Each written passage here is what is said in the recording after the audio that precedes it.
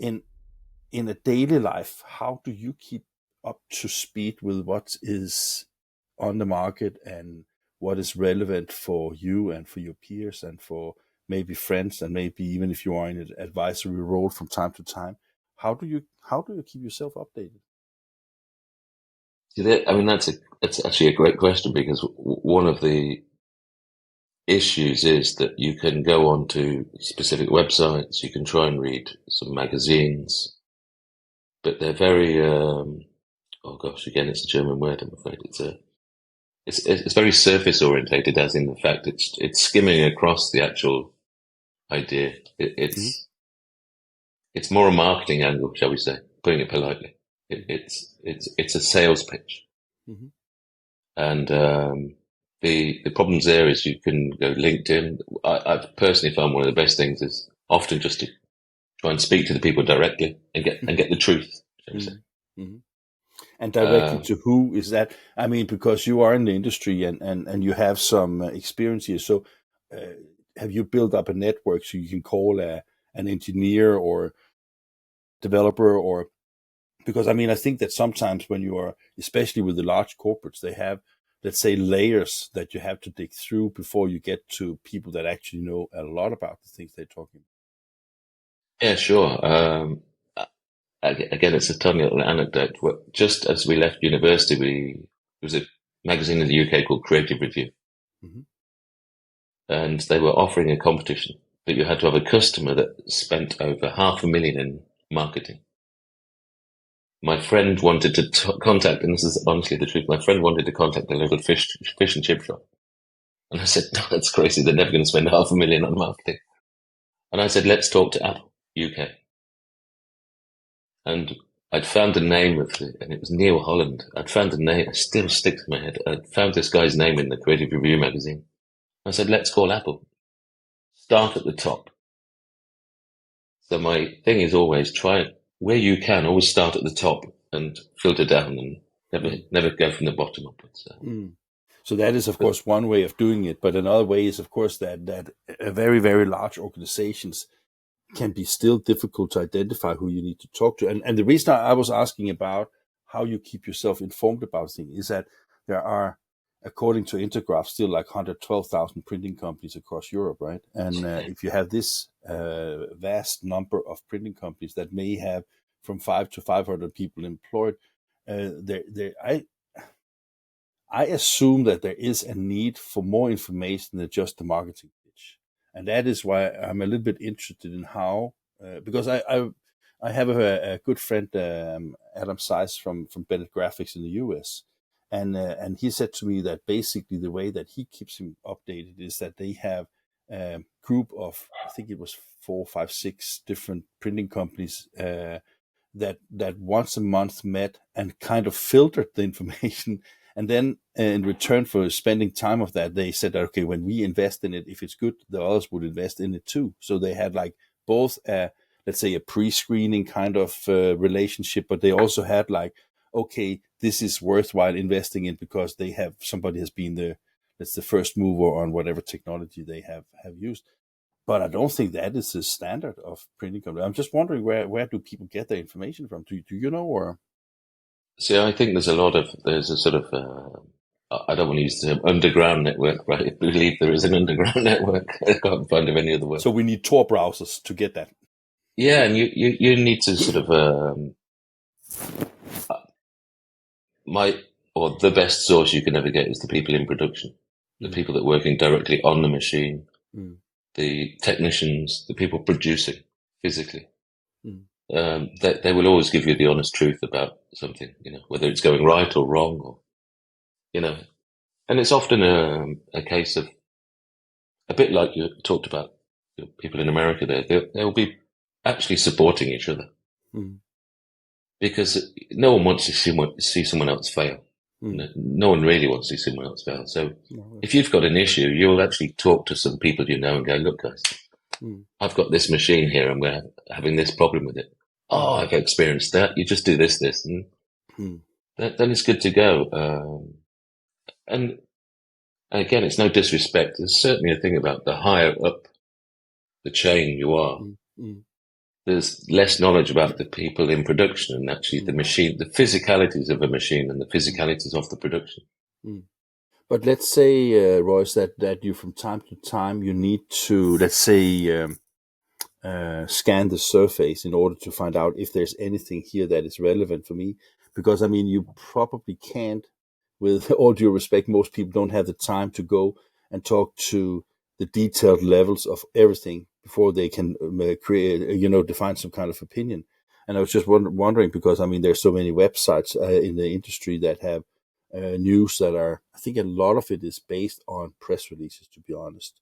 And I think that one of the biggest issues I have with press releases, I think that most of them are really poorly done.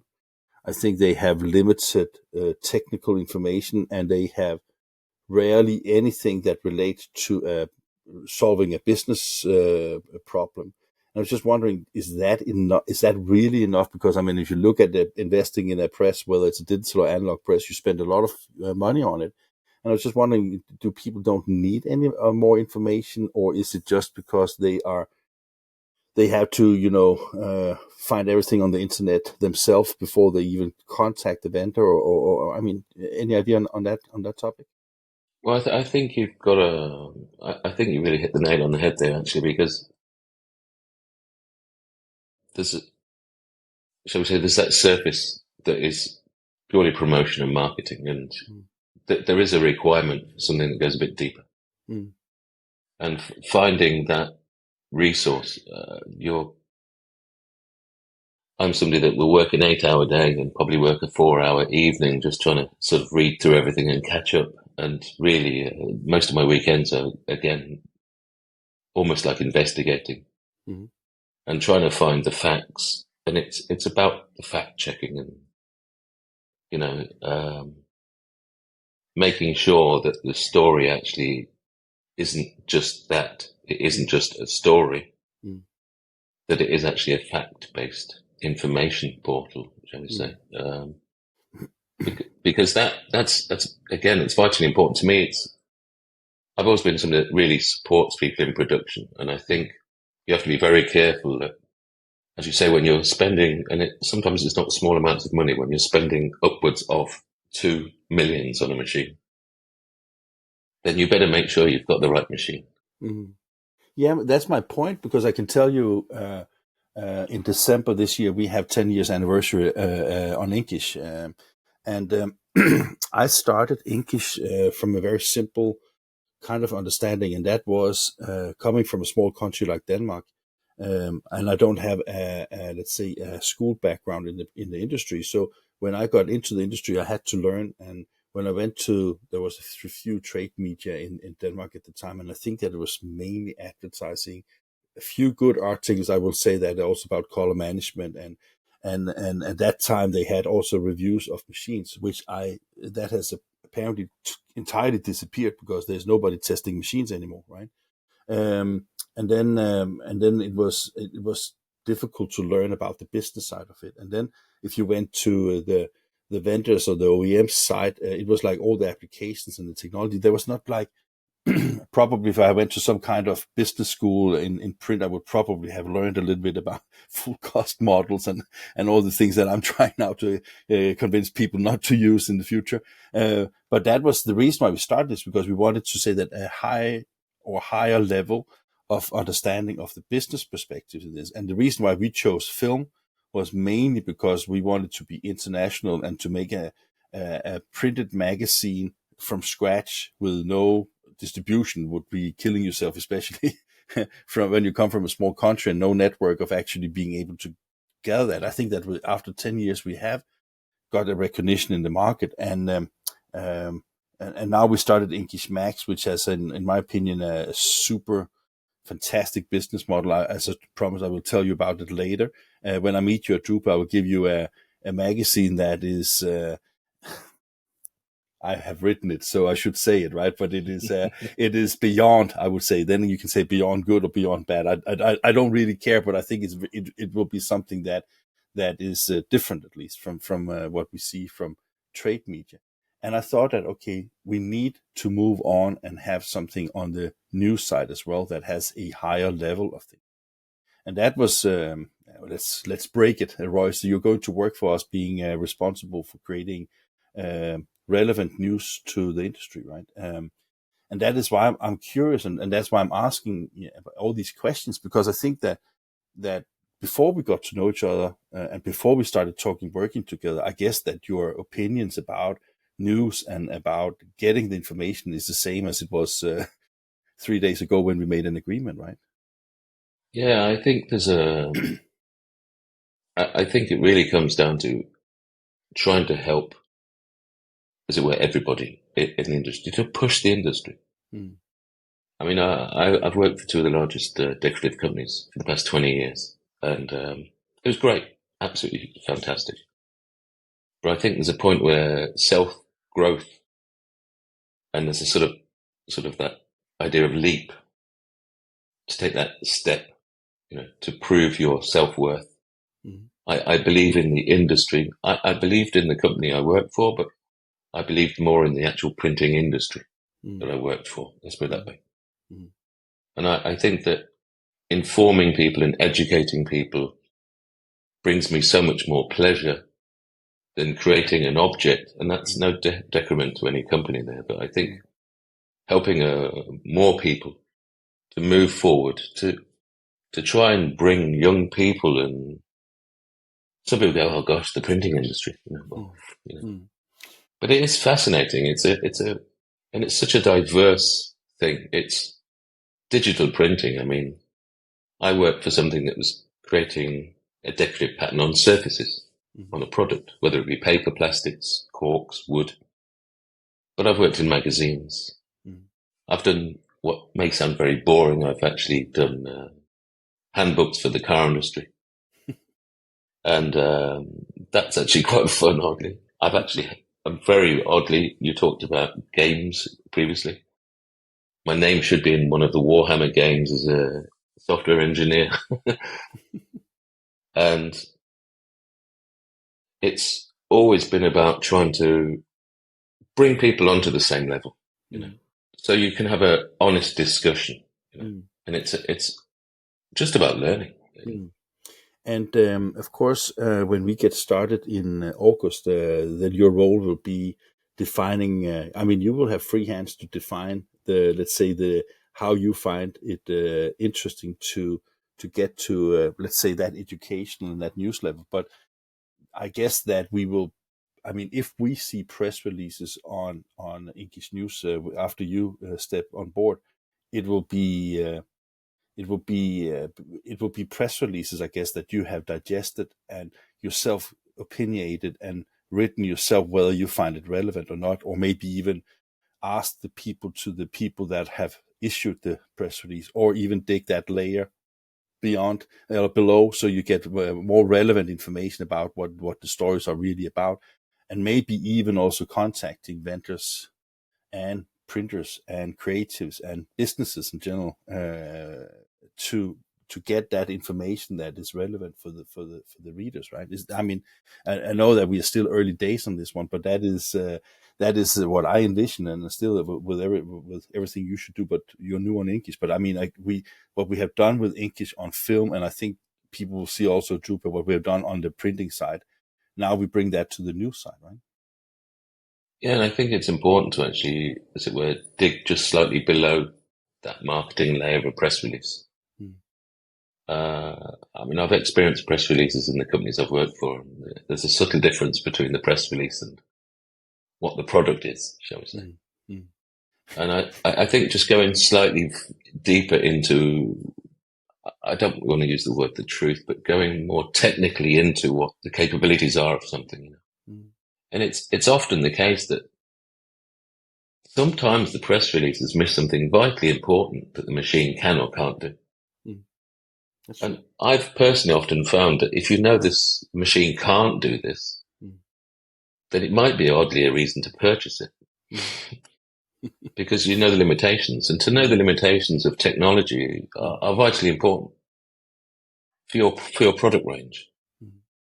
Because the last thing you want to do is spend an awful lot of money on a machine and then suddenly realize, oh my God, it can't actually do the product I would like it to do, but it can do all these other products.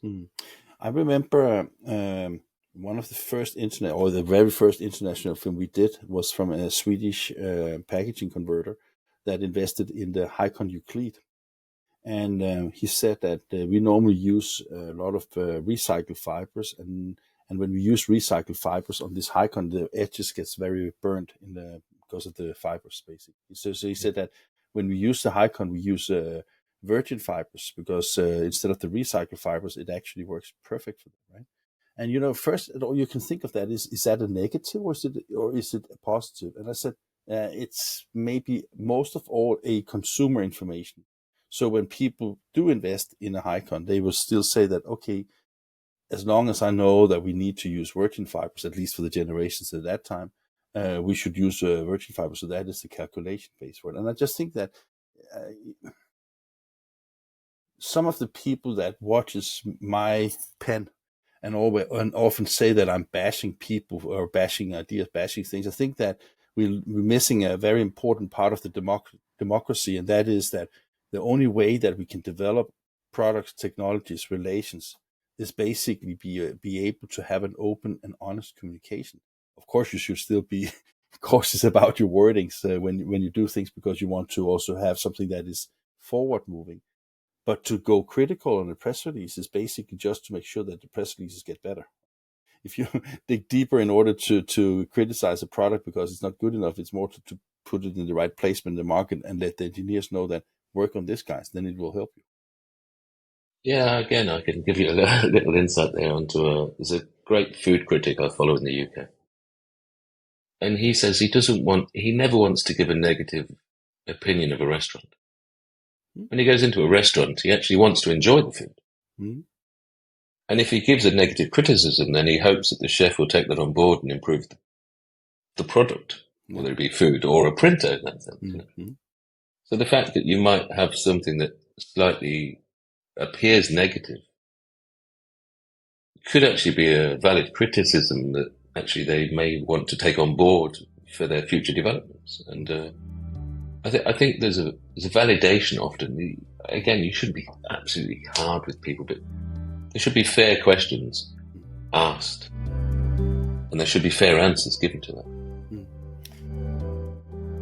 I couldn't agree more. So thank you, Royce, and welcome on board on INKISH. And I look forward to be working with you. I look forward to meet you in person in Düsseldorf in just 11 days or something. Countdown, yeah, it's getting close. Terrible close.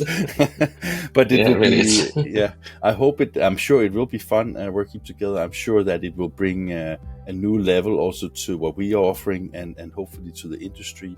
And I can also tell everybody who's watching this that we are integrating a quite interesting AI functionality on INKISH.NEWS. I'm not 100% sure that it will be ready when you start, Royce, but it will be very soon hereafter, which basically means that we're using AI to make our news available in any language in the world, using real-time transcriptions of translations of what you're reading. So it will be quite interesting to see because the ChatGPT translation is actually, first of all, it gets better and better because it learns. But it is also becoming a tool that can enable more spread of knowledge. So think of this for a second, that you can go to INKISH.NEWS in the future, and then you can read in your own language with all the relevance that we can hopefully build into having a news editor like Royce. So very excited, and it will be super fun. So again, thank you, and Royce, have a super weekend and see you soon.